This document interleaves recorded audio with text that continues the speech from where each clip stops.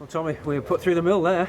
Yeah, I mean, I think we were on worst enemy in the first half. The pitch is difficult. It's heavy, but we've played a big part in their goal, which is unlike us, to be honest with you. And they capitalised on an error. Simple as that. I thought we were actually controlling the game when they scored, and then they put a bit of wind in their sails, and I thought they were better than us for a period in the first half.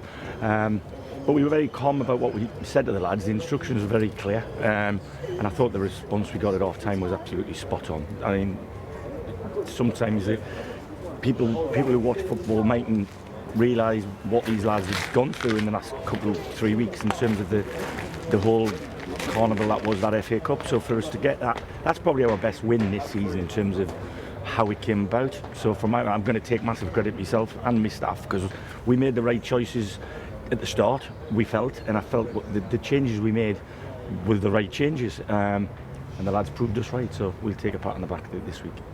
There will have been concerns about the cup hangover, and it did seem to take a while to get that out of the system. Yeah, like I said, I actually thought, if you look back, I always watch back the games, I'll know what I saw in the first 10-12 minutes. We were on top, we were controlling the game, having the ball, we just weren't being efficient enough, that's probably the better word I could use, in the final third of the pitch. And like I said, when you want people to dazzle and sparkle like Josh Barrett and Christian, when they get into them areas, if their feet aren't firm and on the grass, it's difficult for them, and I get it. So like I said, we changed it around a little bit in the second half, and I thought our route to goal was very clear, and we deserved to win the game in the end. I mean, certainly the change, the first substitution, made it more sort of offensive as such. Yeah, well, we got another forward on the pitch, didn't we? So rather than having and spending too much time on the ball away from the goal, we wanted to be having a lot more action in and around their goal. So it was not rocket science, but it was a change of the way we played. It was a change of formation, and we just played to the elements, played to the pitch. And sometimes you need a bit of fortune. Obviously, the deflection, the second made it a thing, but it was on target. Yeah, well, we don't seem to get much fortune, if I'm honest. I thought it was a Stormwater penalty again this week. Goldie's been absolutely manhandled to the ground, off the ball on one occasion, but he was actually trying to stand his ground in the box, and everybody can see it. The guy's shirt is down near his belly button, the neck of his shirt. So I don't see why they don't give it. I know he's a big, strong boy, but it's a foul. It's simple as that. I mean, it does beg the question, why do you think this keeps happening? Because it's regular, isn't it? I don't know. I mean, listen, at the end of the day, the referee will tell me they both had hands on each other. I don't care. When you can visibly see the shirt being pulled off the lad's back, it's a foul. Would be a foul anywhere else on the pitch. So, listen, I don't hope for penalties. We don't get many, and I don't know how, because we go into the box more than any team in this division. So the fact we don't get penalties is just one of them things. I'm not going to whinge about it. But the reaction second half from the players is something that we should be gloating about, really. Brilliant. I mean, listen, we are down to bare bones in terms of numbers. I think we need to probably add 1 or 2 in if we can, because we had 5 not available today, so we were thin, and we knew that. We had a 17-year-old lad on the bench, so from that point of view, that's why it's one of our best wins, I think. And they're a good side, by the way. They're not a bad side, Hereford. They're the one team, or one of very few teams, who've come here and tried to press us high up the pitch. And that's why I thought we did really well in the first 15 minutes before the goal, because we took that on board and we got out quite well, but we just didn't do well enough in the final third. But they're a full-time outfit like ourselves, or they train in the daytime rather than the evening, so it's their job. And you can see that they're well organised, they've got good players.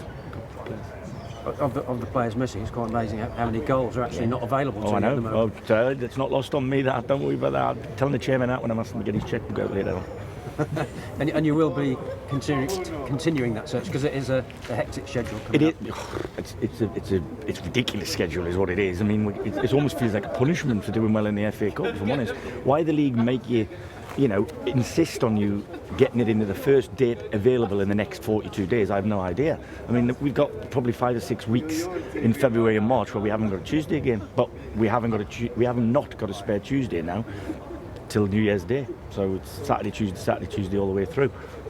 It is what it is. We've got to get on with it. We know it's going to be difficult. We need to keep people as fit and healthy as we can, and hopefully, of the 5 lads who weren't available today, 1 or 2 of them will be back involved, certainly by at least next Saturday, I'm hoping. And there were 5 minutes of time added on here, and we have to say how well that was managed at the end. Yeah, I mean, I thought Christian, and I've just mentioned that in the chat there. The way they managed it, I think we were in the quadrant over there for about 4.5 minutes of the 5, which is, it's not lovely to watch, but it's great when it goes well like that, because you can get caught. You know, I thought we were great behind the ball there as well, but them two took it upon themselves to make sure we didn't lose the lead. And I'm thrilled with the win. The home record continues. Yeah. You were made to work hard. But Yeah, massively. I've said it to you all the time. Every time we've lost a game this season, we bounce back and won, and that's a really good habit to get into. You know, so from that point of view, I asked the lads to get back on the horse, and they've done that, and they've managed to get. They made a little wobble at the first fence, but they've ended up coming home for me, and like I said, we've got our noses in front. And then I didn't think we were not going to win once we started the way we did in the second half. Thought our energy from the off absolutely was excellent, and our intent was clear, and we just were not going to score. I believe we'll score in every game. I was gutted we didn't score last week, but I think we'll score in every game, and we did today. I said, only thing today, lads, we need to score 2 to win the game, and they went and did it. So brilliant. Do you look at that as a performance, the way it was turned around at half time? Yeah. It says, look, you know, with a genuine thing, because they, you know, can easily steamroller everybody, and I'm sure you'd love to, but the character that came through. Got to have it. Successful teams have got to win any which way but loose, and that's what you've got to do. You know, you've got to play the conditions. Sometimes if you don't feel the officials are on your side, you've got to play them. You've got to play the lads against you.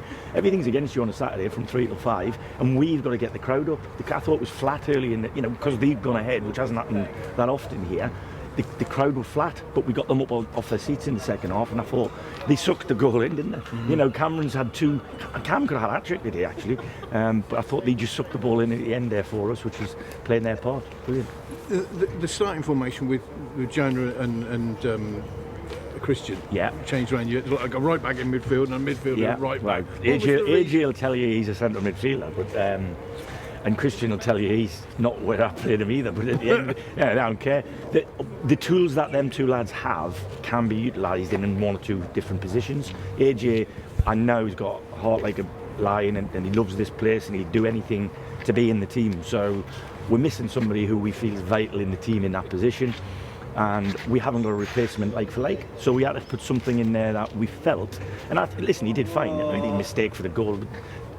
We all make mistakes. I made one when I was about 6 once, but he made that mistake. But it just affected his passing, which he's better at than he should, I thought, today. So he hit one out of the ground, and I thought he looked a little bit shy after that, and he shouldn't be. He should just get on it, you know, get up. Don't worry about making mistakes. We all do that. So, listen, he went the right side in the second half. We were better in the second half. Christian come inside.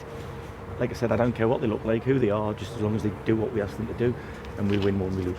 What's the SB on those players who are injured? How long are we looking at? I'm hopeful of 1 or 2 of them back. Well, certainly 1 back on Monday, possibly 1 or 2 back for Tuesday, and hopefully 3 back for next Saturday. This is a pre-Christmas riddle, so here. Are you going to I'm not telling you. No, I thought that might be the case. Yeah, just going back to the Saturday, Tuesday. Like you say, your reward for doing so well in one competition is to be kicked in the other. Is it a concern for you that this might derail you a bit? I'm not going to use it as an excuse. At the end of the day, it's up to us to put the squad together to be able to cope with the fixtures. What I do know is, including today's game, you probably don't realise, we're going to have to play the same amount of games in 2 months that we played, less 2, in 4 months. So that is a hell of a schedule. I mean, I'm hoping for some snow up in Spennymoor on about the 19th of November. I might have a word with my mates up there and go and dig the pitch up or something like that. And when we come to, obviously you need reinforcements, it's pretty obvious. Are you looking at a couple of loans or? Yeah, I mean, I had a good chat with the chairman before the game. I told him my intention for December, and he's backed that. So yeah, I'm hopeful of a new face or 2. Fairly soon. We know who we want. It's whether we can get him from the club that he's at, or they are at. What part of the team? Well, I think we need a midfield player, and I think I want another striker whilst the 2 lads are out. So from that point of view, it will be there and there. You know, Mac has come in and done what I think he can do. Adam Crowther's to come back, so we're good at the back. We're a little late in midfield, but we know that all the time. So yeah, it's probably midfielder and a striker. For a team that's doing so well, it's a bit of backs against the wall, isn't it? Yeah, I mean, at the end of, yeah, but listen, this is what football is. It gives you a different puzzle every week, doesn't it? Not just your opposition, your schedule, things out of our out of our control, we can't worry about. So we just got to get on with what we can control. And what I do know is anybody who comes on the pitch, crosses that white line for this football club, will know what their job is and they'll know what their mates' jobs are. And I expect them to give me 100%. And as long as they do that, like I said, if we had not won the game today but got back to level, I would have been happy with that, because we went from being behind and not ourselves to looking more like a team that wanted to win a football match. So, you know, they just got to keep on keeping on, really. Must be pleased for Ken Charles. Yeah. I know you touched on the other week that he feels he should be starting every week, but he's come on and taken his goal well, hasn't he? Brilliant. That's what he's there for. Great decision to bring him on a pitch, wasn't it? He may tell me that one day. He never does, but he should. Farsley now, Tuesday night, another different test, isn't it? Yeah, I mean, obviously we've done the diligence on them. We know what they do. We're not sure what their pitch is like at the moment, but ultimately, like I said, we'll have a head count on Monday morning, see how everybody is, and we'll pick a team that we feel can win the match. At the end of the day, we've got, like I said, we've got games coming out with here all, so we're not going to be doing a lot of training. It's just going to be prep for every game, really. When I look at it, the lads who aren't starting will probably do a little bit more, but it'll be preparation on Monday for Tuesday. And that's people to look at the table. That's still a tricky place to go. Well, Isn't it? yeah, but it's a slap for us on a Tuesday, and it's a long way away. Yeah, but listen, they're at the other end of the table fighting for the life, so no game's going to be easy. Now, there's obviously a bunch of us at the top end, and there's a bunch at the bottom end, and both want the points for different reasons. So we're not expecting anything other than a very tough game. They've got a very professional bloke in charge of them, I know that. So they'll be organised and they'll be tough.